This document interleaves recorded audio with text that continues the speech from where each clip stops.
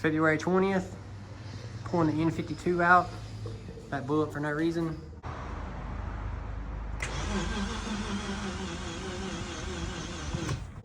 Full of oil, clean oil. So yeah, let's do it.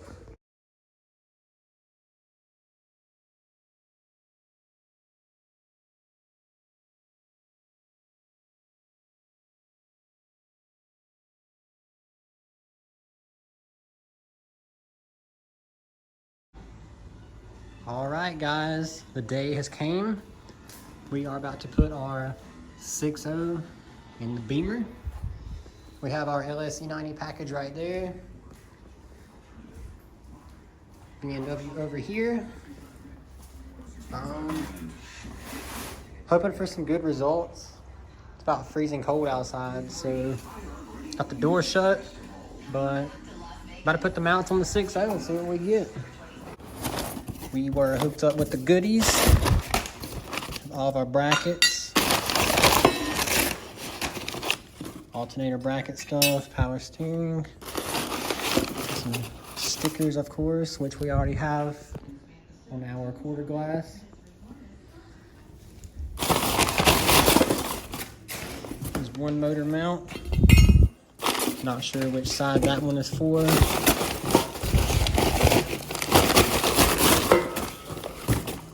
There's our other motor mount.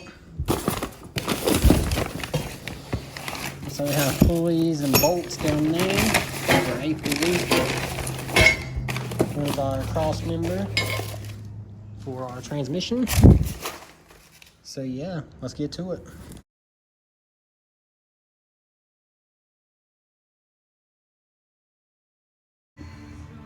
Another day back out here. About to drop the cross member back down, put our new transmission lines in. We have put all of our accessories on, except that tensioner and the belt.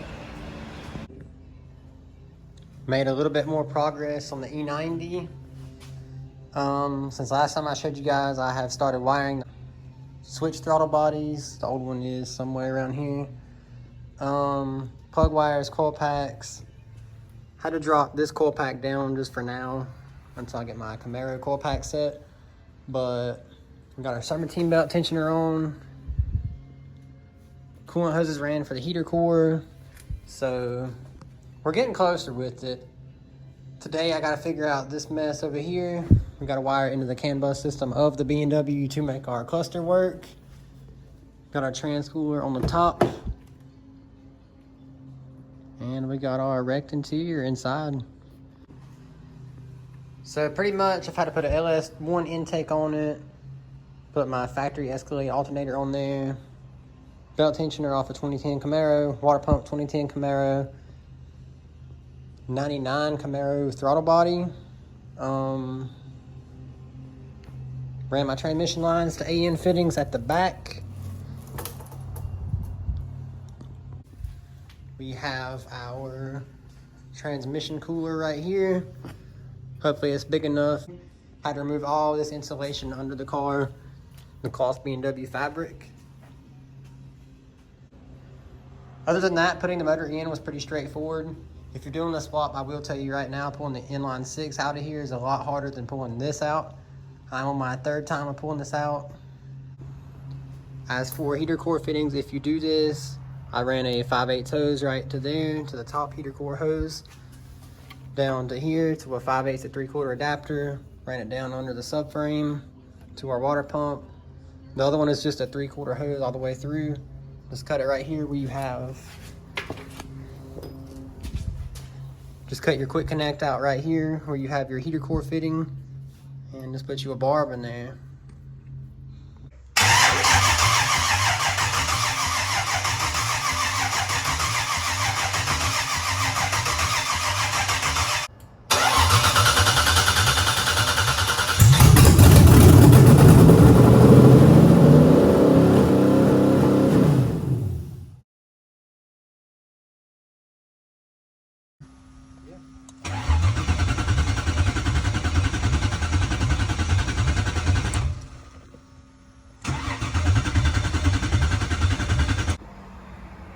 been 3 months since the last clip. Today we are going to put the torque converter bolts in. We fixed our fueling issues, so the car does start now. It just needs a tune. Got to redo this ground right here and put a nicer ground. We are going to advance Friday to make coolant hoses. Got to figure this one out still too, because this is still stuck on the radiator, but we're getting there. It's a little bit dirty for sitting for 3 months. I actually had a snake skin laying right here. I'll put a picture in the video right now.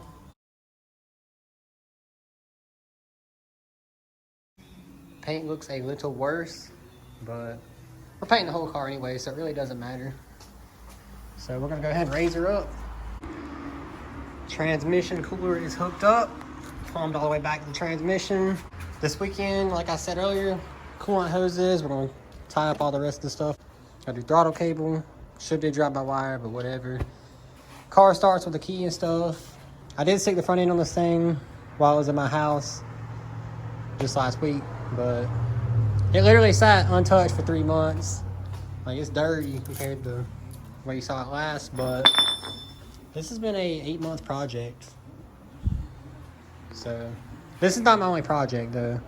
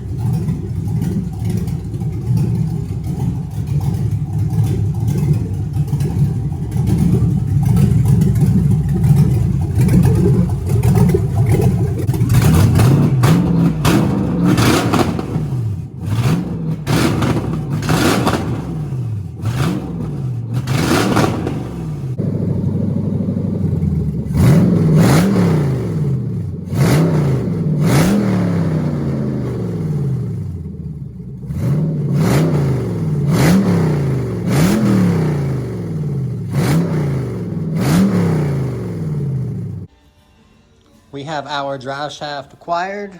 This is supposedly good for 1,000 horsepower, so this should be stronger than our rear differential and maybe our transmission, but hopefully not. Got some good rainy weather today to install this bad boy, and once we get this installed, we will be doing our tune. We got to put our exhaust on and intake and shift linkage, so let's do it. Drive shaft is in. Had to drill these holes out a little bit on our rear diff, but everything's bolted up. BMW rear diff adapter to 1330 U-joint, 4L80 to U-joint, and then just a 53-inch drive shaft. So shout out L&R. Hopefully our adapter doesn't break. I'm not sure what power rating these have, but fingers crossed. So now we gotta do our shifter bracket to the BMW. Not really sure how that's gonna work. I'm about to get in the E90 forums and see what they have to say about it.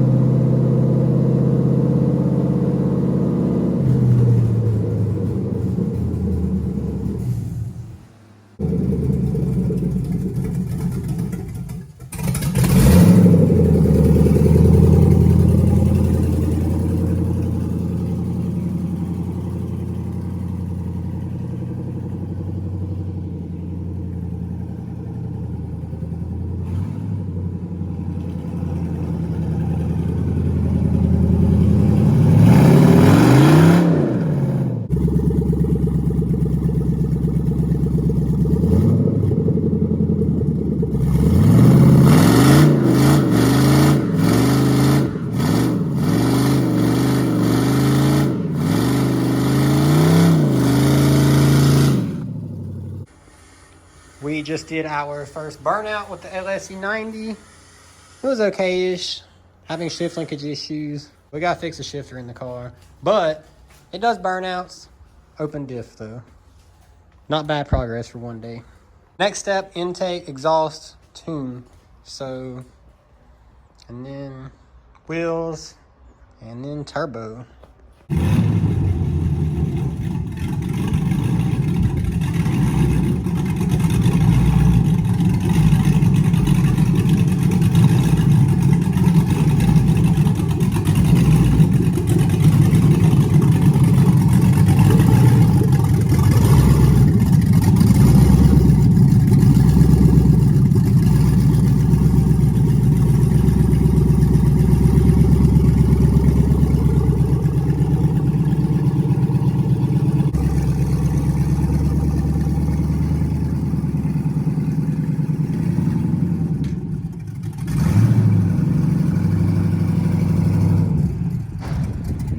E90 is loaded up.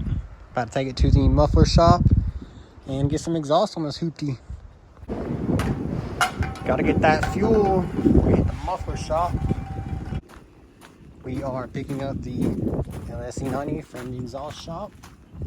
$1,000 later. Hopefully it sounds decent.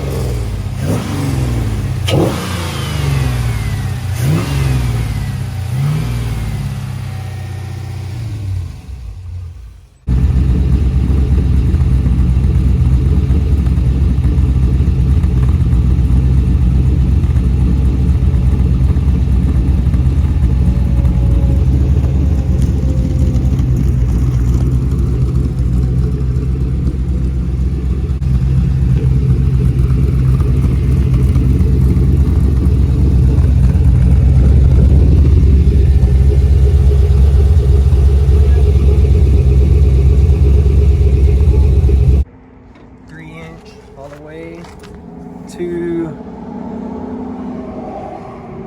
3-inch all the way from the front to the headers on the front. Looks pretty good.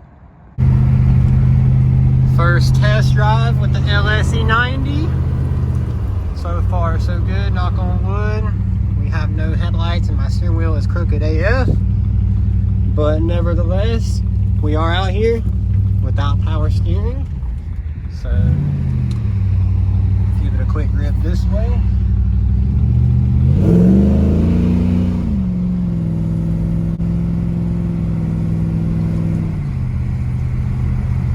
Runs pretty good though. We'll go to the end of the road and back and we're gonna put her up.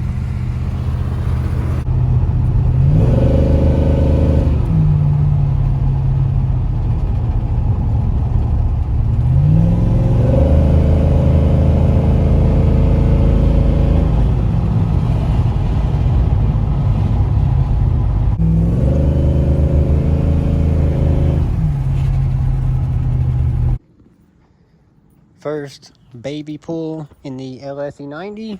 Don't want to be too hard on it because we are not tuned. Cam's not broken in. This doesn't even have 2 hours on it. And we're also eating our inner fenders up. Obviously, I guess. Not too bad. It's probably half a mile to there and back up to there. But transmission shift's great. So now I gotta do vacuum on the stuff.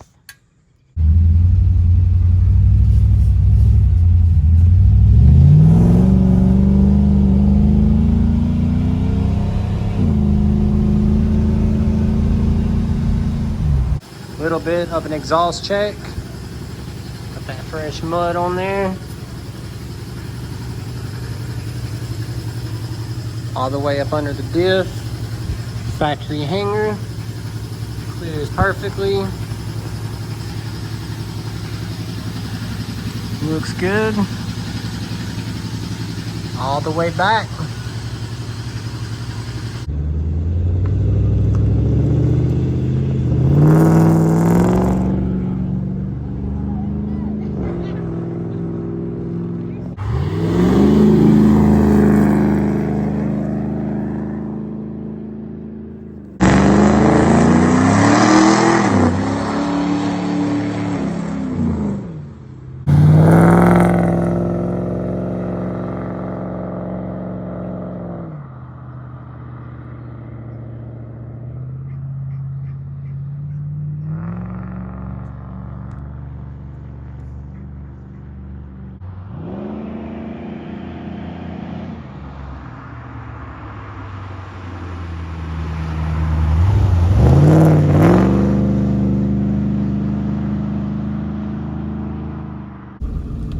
We out here getting a laptop to tune the E90 and for all of the future builds.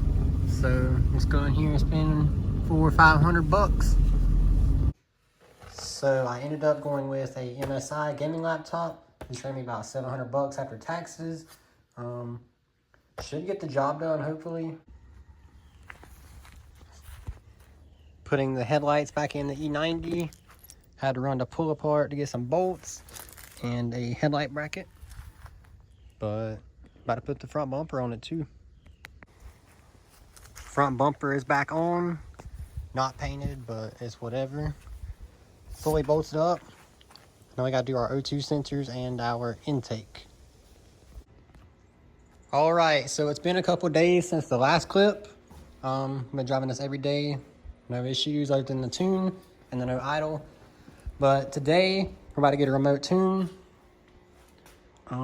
Not sure what to expect. Never done remote tunes on anything ever other than 335s I've had. So I'll go ahead and get this thing backed up on the stock data log on HP Tuners, and we'll go from there.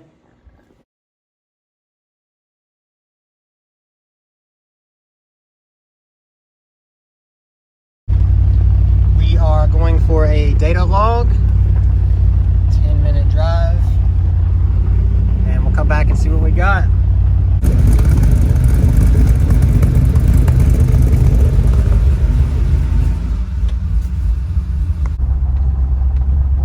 Test drive number 3. Got to drive moderate, 4-second wide open, and bring it back.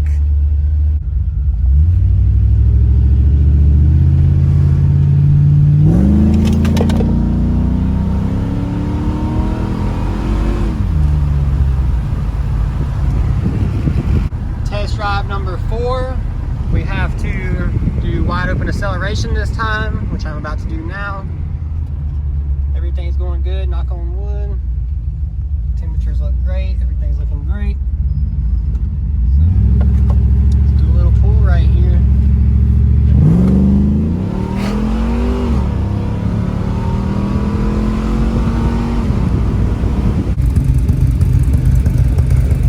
Four drives later, she's bent. Time to go cruising it, take it for a spin, even though it's almost 10 o'clock.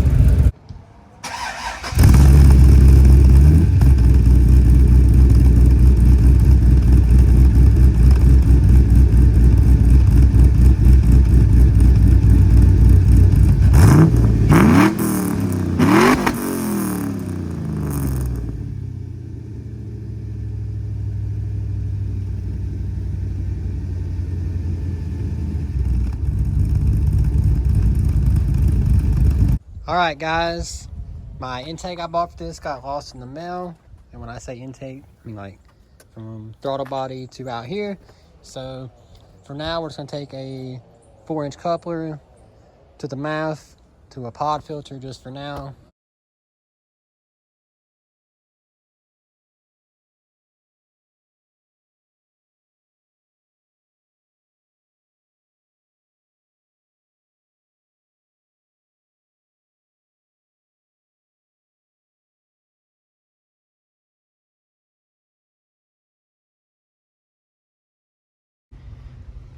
All right, guys, that's gonna wrap up the first episode of the LSE90. I did throw this on here for now. It's a temporary intake for it. But this is gonna wrap up episode 1. So I'm not sure when part 2 will be, but this will not be canceled like some of the other stuff I posted. So make sure you share the video or whatever you want to do with it. Appreciate you guys watching.